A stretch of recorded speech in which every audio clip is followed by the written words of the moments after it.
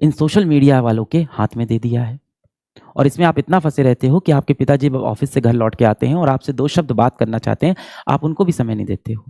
आप उनको क्या बहाना देते हो कि मैं पढ़ रहा हूँ, और कमरा बंद करके आप क्या पढ़ाई करते हो मोबाइल में, आपको भी पता है, मुझे भी पता है। आप में से कुछ बच्चे ऐसे हैं जो इस संवाद में आए हैं, अलग सर से बात करने आए हैं, अपनी बातें, अपने कष्ट बताने आए हैं, जितना मैं आपकी मदद कर सकता हूँ वो लेने आए हैं।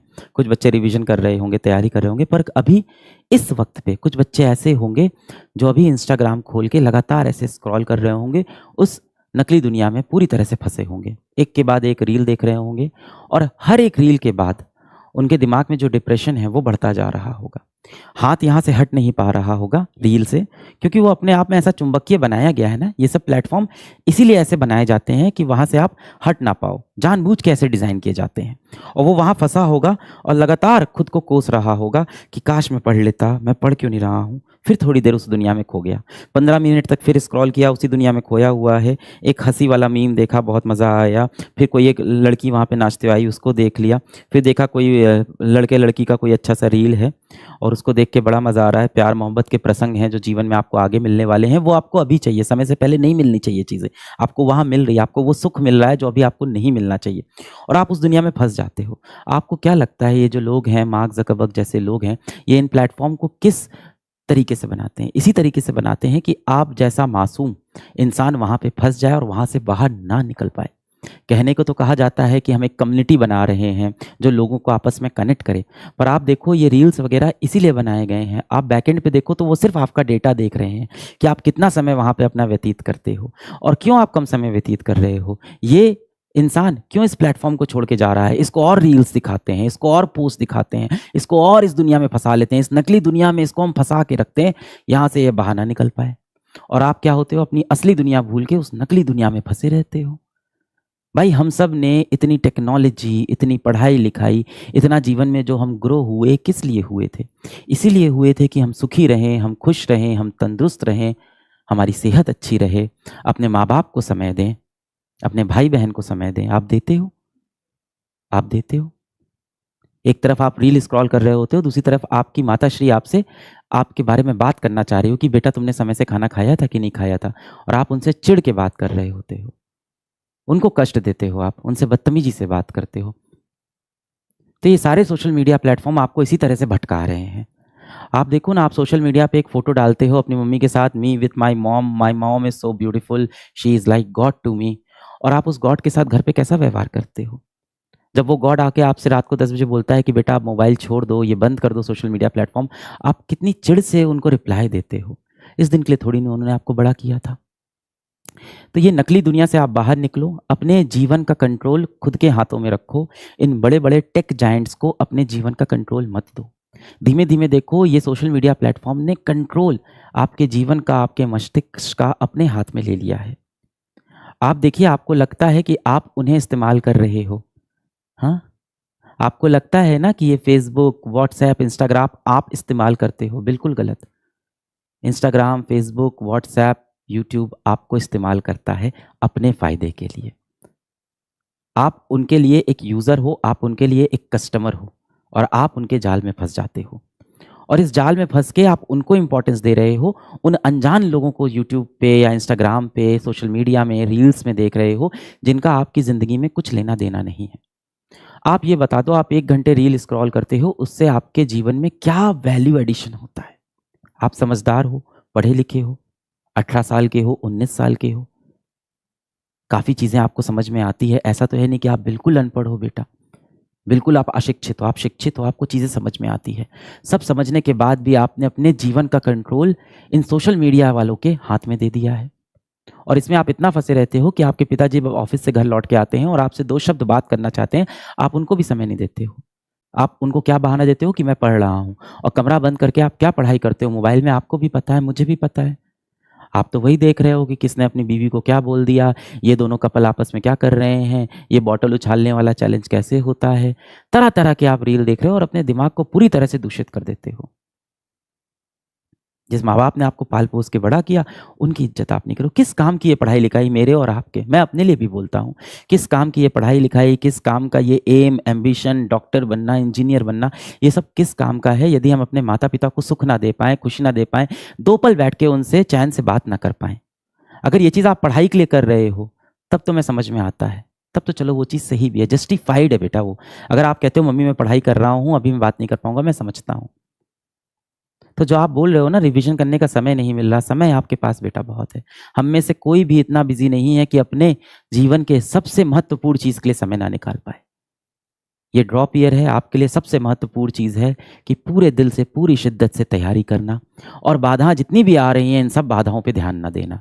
ये जितने भी डिस्ट्रैक्शन आपके पास टहल रहे हैं, इन पे ध्यान ना देना। आप बस एक चीज़ अपने दिमाग में बैठा लो, क्या?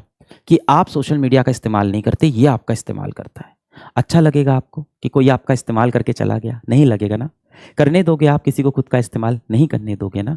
तो ऐसे ही आपको अंदर से कठोर बनना है और जब भी अगली बार अपने मन में ऐसे बहुत ही तीव्र इच्छा आए ना, बहुत ही ज़्यादा आपको रील की इच्छा आती है कि देखना ही पड़ेगा, तो आप खुद से बस एक सवाल पूछना कि क्या मैं खुद को दूसरे को इस्तेमाल करने दूँगा? नहीं करने दूँगा ना बेटा? तो फिर नहीं करना है। अब अंजलि तिवारी मुझसे ये पूछ रही हैं कि अभी से शुरू किया है तो क्या सिलेक्शन हो जाएगा? बेटा मैं कोई ज्योतिषी तो हूँ नहीं जो ये बात कह पाऊँ। ये बात आप खुद ही डिसाइड करो क्या आपका सिलेक्शन हो पाएगा कि नहीं। क्या आपके जीवन में इस सिलेक्शन से ज़्यादा इम्पोर्टेंट, महत्वपूर्ण कोई और चीज़ है इस समय? यदि जितना इम्पोर्टेंट आपके लिए इस समय साँस लेना है, आप समझो बात को। यदि अभी मेरी साँस बंद हो जाए, इस कमरे में ऑक्सीजन ना आए, मुझे कैसा महसूस होगा? घुटन महसूस होगी। जब आप पढ़ाई नहीं कर पाते हो, जिस वक़्त आप पढ़ाई नहीं कर रहे हो और कुछ और कर रहे हो, क्या आपको वो घुटन महसूस हो रही है? अगर आपको वो घुटन महसूस हो रही है, मतलब आप सही दिशा में जा रहे हो। मतलब आप सही पागलपन पे हो और ये पागलपन की तो ज़रूरत है ही ऐसे कॉम्पिटिटिव एग्ज़ाम्स के अंदर। देखो मैंने आपको कभी नहीं कहा था कि आप इस कॉम्पिटिटिव एग्ज़ाम को चुनो, ये फ़ैसला आपका है। या तो आप इस जंग में कूदते नहीं, अब इस जंग में कूद गए हैं तो लड़ना पड़ेगा। अब यहाँ से आप ये बात नहीं कर सकते कि ऐसा करना ठीक होगा, ऐसा करना गलत होगा। आप जंग में कूद गए हैं, पूरे दिल जान लगा के आपको लड़ाई करना पड़ेगा। अगर आपके जीवन में कोई और चीज़ इससे ज़्यादा महत्वपूर्ण है, तो उसको आप छोड़ दो। कोई भी चीज़ इससे ज़्यादा महत्वपूर्ण है, कुछ भी। हो सकता हो कोई मोबाइल की गेमिंग आपके लिए इससे ज़्यादा इम्पोर्टेंट हो सकता हो सोशल मीडिया पे समय बिताना इसके लिए ज़्यादा इम्पोर्टेंट हो सकता हो व्हाट्सएप आपके लिए बहुत ज़्यादा इम्पोर्टेंट हो सकता हो आपके जीवन में बेटा कोई व्यक्ति आ गया हो जिसको आप बहुत ज़्यादा महत्व दे रहे हो। क्या वो व्यक्ति आपको इतना महत्व दे रहा है अपने जीवन में? क्या ऐसा है? आप जिस इंसान के लिए इस ड्रॉप ईयर में, अभी तो बेटा आप 18 साल के हो ना, जिस इंसान के लिए आप अपना पूरा दिन व्यतीत कर देते हो, पूरा दिन खराब कर देते हो, ये सोचते हुए कि उसके साथ मेरा जीवन कितने अच्छे से व्यतीत होने वाला है, शायद उस इंसान के जीवन में आपका इतना महत्व नहीं है, जितना महत्व आपके जीवन में उस इंसान का है। और जिस दिन आप ये बात समझ जाओगे ना, उस दिन आप जीवन में मूव ऑन कर जाओगे और अपने सही गोल की तरफ बढ़ने लगोगे। मैंने देखा है 90% समय जो बच्चे होते हैं वो मेहनती होते हैं, वो सही दिल के होते हैं, सही दिमाग के होते हैं। देखो इस दुनिया में जो भी बच्चा कलम उठा चुका है, बैच जॉइन कर चुका है, कॉम्पिटिशन में आने का फैसला ले चुका है, वो हर बच्चा यही चाहता है कि मैं सफल हो जाऊँ। क्या ऐसा कोई बच्चा आपको मिलेगा जिससे मैं पूछूँ कि क्या तुम पढ़ना नहीं चाहते हो? कोई ऐसा बच्चा कहेगा मैं नहीं चाहता हूँ? नहीं। क्या इस बैच में एक भी बच्चा ऐसा होगा जिससे मैं बोलूँ तुम अपना कॉम्पिटिशन नहीं निकालना चाहते हो? कोई नहीं। हर बच्चा बोलेगा कि सर मैं मेहनत करना चाहता हूँ, मैं कॉम्पिटिशन निकालना चाहता हूँ, मैं सफलता चाहता हूँ। तो इंटेंट में किसी की कमी नहीं है, हर इंसान का इंटेंट है मुझे निकालना है। होता क्या है उम्र ऐसी है हम किसी गलत चीज़ों में हमेशा फँस जाते हैं, उन चीज़ों में फँस जाते हैं जिनका हमारे जीवन में कोई वैल्यू एडिशन नहीं, कोई महत्व नहीं है। मिसाल के तौर पे जिस सोशल मीडिया पे, जिस इंस्टाग्राम पे आप इतना समय व्यतीत कर रहे हो, आपके जीवन में उसका बहुत महत्व है। क्या इंस्टाग्राम के जीवन में आपका उतना महत्व है? नहीं है बेटा, उसके लिए आप सिर्फ़ एक यूज़र हो, सिर्फ़ एक डेटा हो। जिस व्यक्ति के कॉल का आप इंतज़ार करते हो, है ना? जिनके कॉल का आप रात-रात इंतज़ार करते हो, जिनको बार-बार फ़ोन करते रहते हो और बार-बार कॉल बिज़ी जाता है, जिनको व्हाट्सऐप पे आप लंबे-लंबे मैसेज भेजते हो और डबल टिक होने का इंतज़ार करते हो और जैसे ही उनका टाइपिंग लिख के आ जाता है, आप इतने खुश हो जाते हो, उनके जीवन में शायद आपकी उतनी महत्व नहीं है, जितना आपके जीवन में उनका महत्व हो गया है। जिस दिन आप ये बात समझ गए ना बेटा, आपकी जीवन बदल जाएगा उस दिन।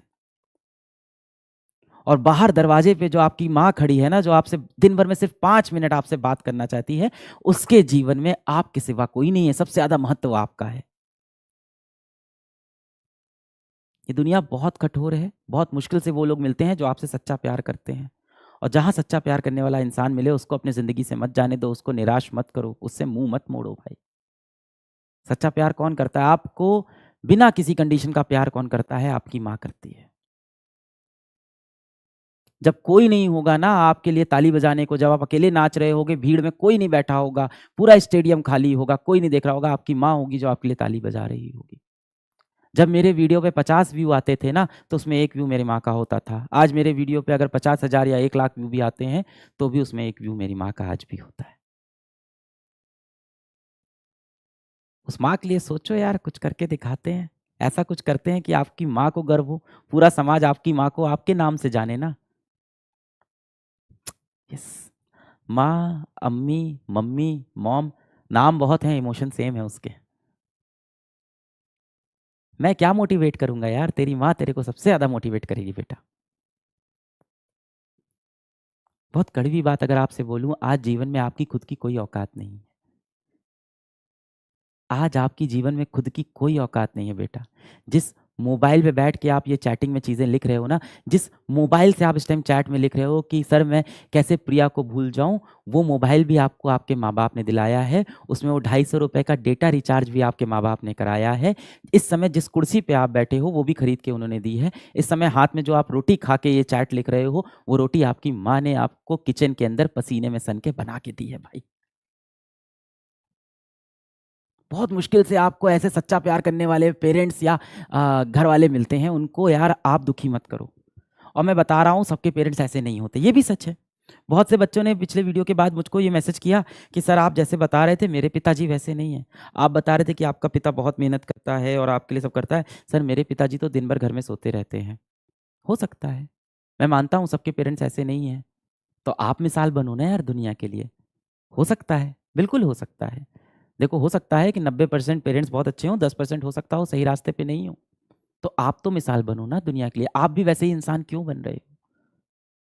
यदि आपके पिता ने आपके लिए अच्छा किया है, तो ज़ाहिर-सी बात है आपको एहसान भी नहीं बोल सकते। उनके कर्तव्यों को वापस लौटाना है, उनका नाम रोशन करना है, बुढ़ापे में उनकी लाठी बनना है। और यदि उन्होंने आपके लिए अच्छा नहीं किया है ना आपके पिताजी ने, तो भी यार तुम्हारा बाप है वो। इतना ही काफ़ी है भाई। क्या जज कर रहे हो अपने पिताजी को? हो सकता हो 4 पैसे उन्होंने कम कमाए हों, पर आपको यार कंधे पे बैठा के उन्होंने रात-रात ले जाके मेला तो घुमाया है ना। हो सकता हो आपके पिताजी आपको मारते-पीटते हों, टॉक्सिक पेरेंट्स होते हैं और ये तो ज़माना धीमे-धीमे बदलेगा तो बदलेंगे। उन्होंने भी यही सीखा अपने माँ-बाप से कि पीटना ठीक है। तो हो सकता हो आपके बाप ने आपको हाथ से मारा हो सकता हो बोतल से मारा हो, चप्पल से भी मारा हो, बेल्ट से भी मारा हो। शायद वो ऐसे ही माहौल में बढ़े थे, उनको यही समझ में आया था। पर कहीं न कहीं दिल में वो आपके लिए फिर भी अच्छा ही चाहते हैं, इन सब के बाद भी।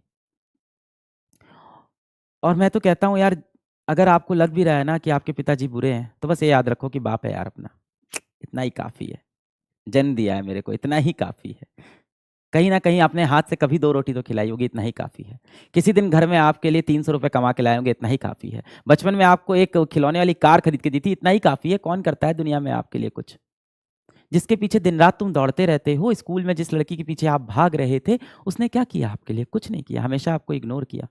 जिसको आप दिन-रात व्हाट्सएप पे टेक्स्ट कर रहे हो, उसने क्या किया आपके लिए? उसने कुछ नहीं किया यार। तो यार जैसे भी हैं, अपने बाप हैं यार, उनको आप ठुकरा नहीं सकते हो।